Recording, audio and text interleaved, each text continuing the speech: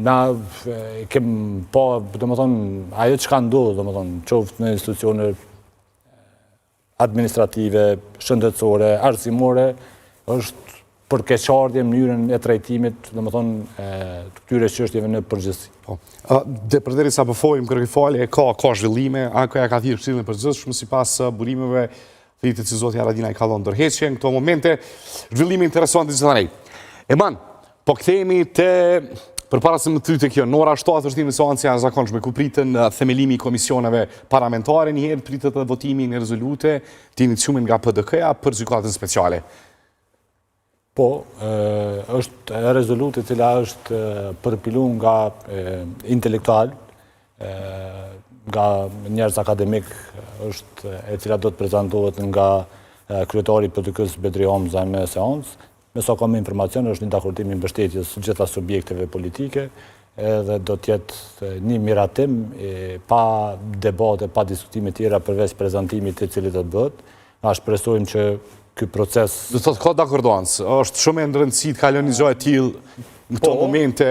Me sa kam informacion, ka dakordancë të plotë me gjitha subjektet politike. Nga gjitha subjektet politike, që të miratohet kjo rezolut, besoj që do të jetë një kontribut në procesin e mbrojtjes të luftëtarëve dhe themeluesve të ushtrisë lindore të Kosovës. Në këtë kohë, më të nevojshme se sa kur, besoj që secili duhet japim kontributin prej pozicionit ku e kemi, edhe kjo është njëra prej pjesëve të kontributit që mund të jap Kuvendi i Republikës Kosovës dhe gjithë deputetët atë. Edhe më vjen shumë mirë që ka një unifikim rreth kësaj çështje, edhe besoj që edhe këto ditë që kanë mbi do duhet punë institucionale edhe qeverisë, edhe Kuvendit, edhe presidentës në lidhje me këtë çështje, pamje jashtëzakonisht të shqetësuese lidhje me gjyqtarët. Po, kjo mund të ishte interesante. Zoti Kurti deklaroi sot që tha prej nesër do të fillojë diskutimin në partitë politike për çështjen e presidentit. A ka zosa zgjedhjet presidenti? Ju e njeni, keni bashkëlltu politikisht në vjetët tona me zotin Kurti. A ka zos? Mendimi jam është që opozita nuk duhet bëhet pjesë e zgjedhjes së presidentit. Duhet vendit të shkojnë në zgjedhje, ku më thonë edhe herën e funit kur kem qenë këtu. Ata be manë se viso punit të burë. Unë besoj që ashtu do të ishte ma e mirë. Se duhet me shku në zgjedhje?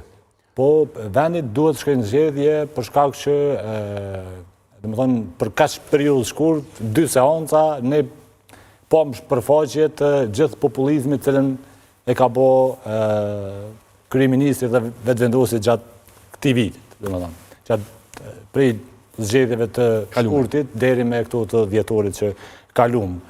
Por edhe çështje tjera cilat ka bot taktizimet gjatë kësaj periudhe që kanë ndiku në rezultate i cili nuk është rezultat që përfaqëson një vlerësim real në aspektin, po flas, duhet marrë parasysh gjitha këto mekanizmat e propagandës edhe në këtë fushën me listën serbe edhe patriotizmin cilën e ka bërë gjatë kësaj periudhe, por edhe me premtime tjera cilat në vazhdimsi kanë qenë gjatë kësaj periudhe, kështu që çështja tjetër është që unë besoj që çdo zgjedhje tjetër kishte me qenë rezultat ndryshe i kësajna dhe opozita absolutisht që nuk ka nevojë me u angazhu që me mbajt në pushtet një subjekt politik për shka beson që secili prej tyre nuk pajtohet me politikat e qeverisë. A e voton Vjosa Osmani president, edhe do të nisem Vjosa Osmani president e manë? Unë votoj secilin kandidat cilën dakordohemi si grup parlamentari PDK-s, pa marrë parasysh kush është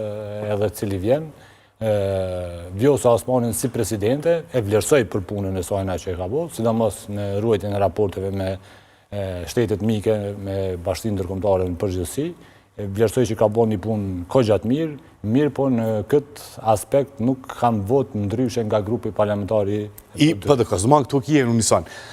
Si e komenton nga 16 ministri, shkum në 20 ministri lëvizjat e vendosje. Ti e di që në atë kohë kur ne qenë edhe në vendosje, kritikat më ndaja në atë kohë ndaj zotit Thaçi dhe zotit Mustafa, koalicionit famshëm, kanë qenë për numrin e madh. So që patëm njësë edhe na, bashkë me Levizjen, i rinjëzojshëm, i talshëm Ministri autobusave, so ka pas shumë ministra, shumë zavendës ministra, prej 16 u këthin 20 ministra. Ki koment për numën e madh të ministrive? Për mbushje egove, ambicje, kontrollim, apo strategji e zotit Kurti për një koalicion më shumë për çështjen e presidentës? Po flitet gjithandej që kanë fillu bisedimet. E para unë e shoh edhe si padituri për shkak që edhe në tentativën për zgjedhjen e kryeministit 2 herë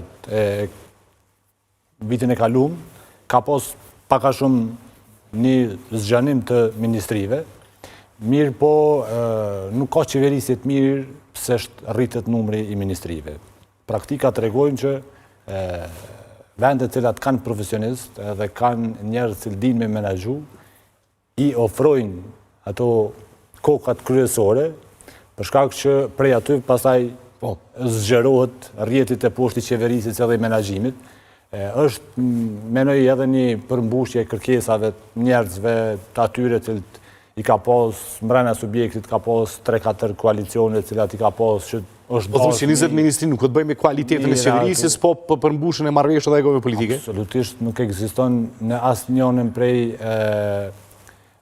definicioneve të menaxhimit mirë se rritja e numrit të menaxherëve, sepse një ministër është një menaxher i një dikasterit, edhe menaxhera të nivelit nol, domethënë, e përmirëson qeverisjen. Domethënë është krejt e kundërta.